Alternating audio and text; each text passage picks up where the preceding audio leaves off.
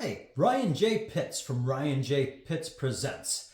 I'm going to show you how to etch steel. Not stainless, but cold roll, square tubing that's steel, metal that you can bring the carbon out of and part mark it. What I've got here is my boomstick, my epic boomstick, which is a kind of an homage to Ash Williams from Evil Dead. And it is a sledgehammer, 26 pounds empty, shot loadable up to 100 pounds if you're using lead shot. So it's a physical strength training piece of metal magnificence. Let's go on. If you work with metal and you're looking for ways to part mark, clearly there's other options out there. There's lasers. You've seen them on the market, kind of expensive. What I have found is a recent thing that I've been doing is I've been using a Cricut Maker 3 to make vinyl decals, not ones that will stay, but ones that I can use for a template.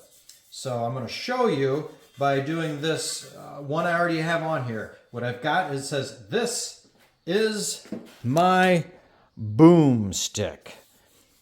So I've got it on there with the transfer paper. I've already got it stuck on the steel head. And then you just want to rub it to make sure it's flat, because you are using a liquid in the gun bluing, so you don't want it to get underneath the graphic. You want it to stay. All right, there's that.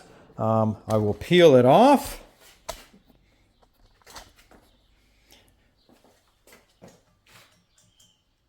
Take off the transfer paper.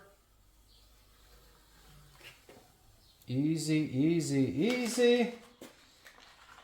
I like to wipe it down with alcohol afterwards just to make sure there's no sticky residue on the metal. Yeah, how cool is that? Now, that looks cool. Don't get me wrong, but it is a vinyl graphic. This is a sledgehammer. It's going to get used. You're going to beat stuff with it. So this vinyl graphic, even though it's permanent vinyl, is not permanent. It won't last very long. I am going to take this Perma Blue liquid gun bluing. And then I'm going to take a paintbrush and I'm going to paint the words. Check it out. All right. Warnings for this, guys. Danger, poison, corrosive, may be fatal if swallowed. Don't drink it. Causes severe eye damage. Wear safety glasses. Wear a mask if you want to. Just know that safety isn't something that you clown around with. Seriously. Be safe. So I've got my paintbrush. I've got my gun bluing. You dip your brush in and just kind of become Bob Ross and paint the letters in.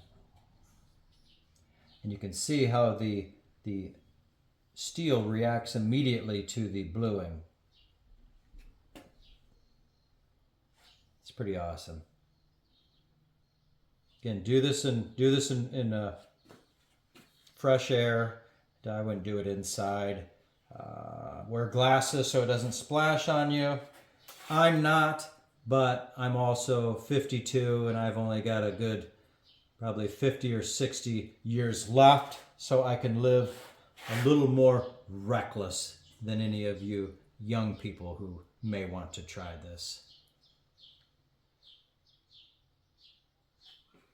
Yeah, I love how this darkens in and how it just brings out the carbon in the steel. It's actually forcing the metal to rust is what this is doing. And this gun bluing is one type. There is also one other type that I've used, which is called a plum blossom. And what it does is, if the metal is cold like this, it would turn these letters, it would turn them copper color, which also looks really cool in the right circumstances. If the metal is warm, then the plum blossom turns the metal like a brown. And again, it's gun bluing, so it's used on guns, but for this purpose, it's pretty awesome.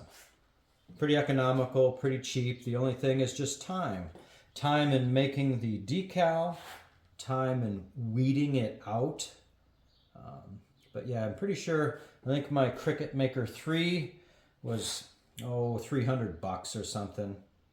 But I've used it so much for making these decals that I can mark my metal masterpieces with that it's paid for itself many times over.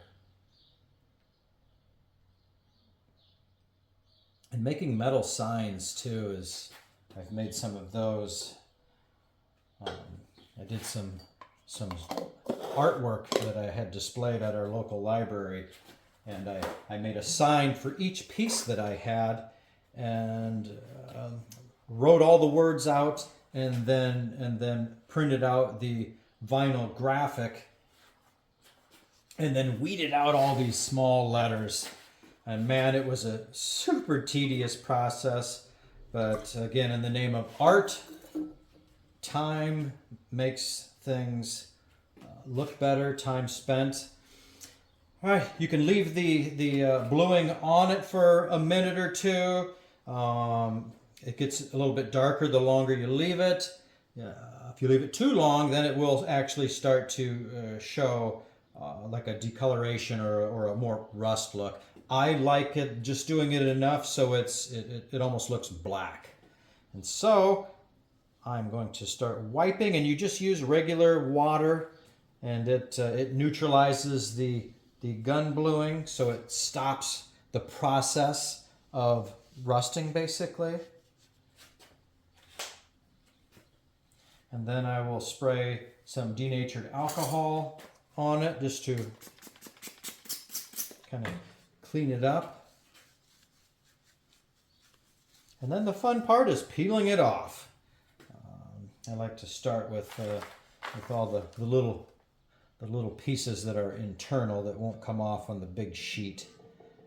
Yeah, this isn't, again, it's not a quick process, but the end product, I think, speaks for itself. And when you look at the big picture of other ways of making metal take on this color or engraving, you're looking at definitely a higher cost. So if you're creative, you've got time, this is a great way to mark metal. And it's a nice lasting mark as well. Decals are stickers, so stickers have, well, it seems to me like stickers that you want to last forever don't, and then stickers that are on things you don't want them on, you just can't seem to get them off. Here's the reveal. This is my boomstick. I love it. All right, I hope you've enjoyed watching how to mark metal using a Cricut Maker 3 template and gun bluing. This is my boomstick. Fantastic. Groovy.